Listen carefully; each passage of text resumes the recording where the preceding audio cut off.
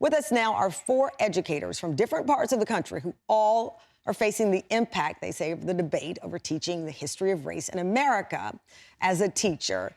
Joining us is Rodney Pierce from Roanoke Rapids, North Carolina, Kerry Green from Dallas, Texas, Ramona Bessinger from Providence, Rhode Island, and Jania Hoover, also from Dallas. Thank you all for joining us today. We appreciate you joining us. Kerry, let me start with you. You say you're afraid to teach your class out of fear of being misunderstood or taken out of context. What do you mean by that? Well, just that when you have these conversations, as your previous guests have highlighted, it's challenging when you're trying to bring in these complex topics.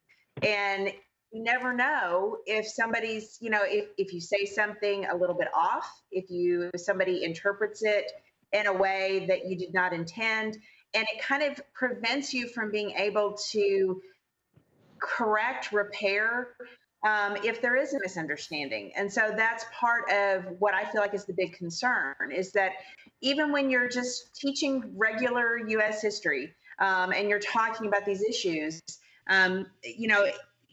when you're talking about two people communicating, and especially teenagers or children, it could really impact, that ability to send the correct message. And yet there feels like there's no room to make an honest mistake. Give me an example can you give me an example from your classroom of where you felt you were taken out of context by a student? Oh, well, out of context, I know there was one time, this was a few years ago, I was teaching, so part of the Texas Standards talks about country and Western music as an example of 80s culture.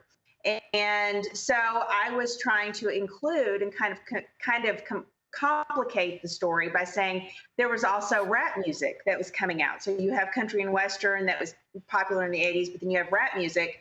And apparently I had a student that felt like I made eye contact when I was talking about that, and that student felt called out. When all I was trying to do was kind of broaden our understanding of culture in the 1980s and the conservative resurgence, and how there were other counter narratives. And yet I didn't realize until about a year and a half later, when they had done a poll to take kind of a climate survey, and a student specifically mentioned that. And that was the first time I had ever heard that I had made a student uncomfortable, and it broke my heart. So was the student, Kerry, I guess to understand the story, you were talking about hip hop and you looked at a student. Was it a black student you looked at? It was. And the black student felt you were singling them out? Yes. Was it the only black student in the class? Yes, it was. And so now I'm particularly careful. You wrote that teaching kids the unsavory realities of U.S. history will not teach them to hate this country. There are some people who feel like if you talk about slavery, if you talk about the Japanese internment, if you talk about the battle to have Ruby Bridges, be the first black child to enter that school, that this somehow will make white children feel poorly or bad about themselves. What do you say to that? It's not about personal guilt. It's about teaching how we got here today. Right. And the only way that we can understand that, and kids want to understand that, is by talking about these events and people that have existed in the past.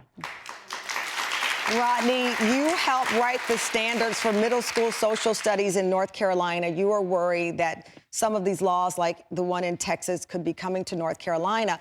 I'm a Texas kid, and I remember one of the biggest moments of my learning, middle school, and we learned about the Holocaust. I'll be very honest, I grew up in rural Texas. Jesus was the only Jewish person I knew. But this was eye-opening for me, illuminating, not knowing that all of these years later I would travel the country and be where I am now had I not learned in great detail about the Holocaust and social studies. Where was I going to learn it? And school provided that opportunity for me to learn that. And I'm sure the German kid next to me or someone who had family from, they didn't feel oh my gosh, I'm being singled out. We're being taught. What happened to learning history? What happened to this openness that I experienced in 1980 that some people are afraid of in 2021?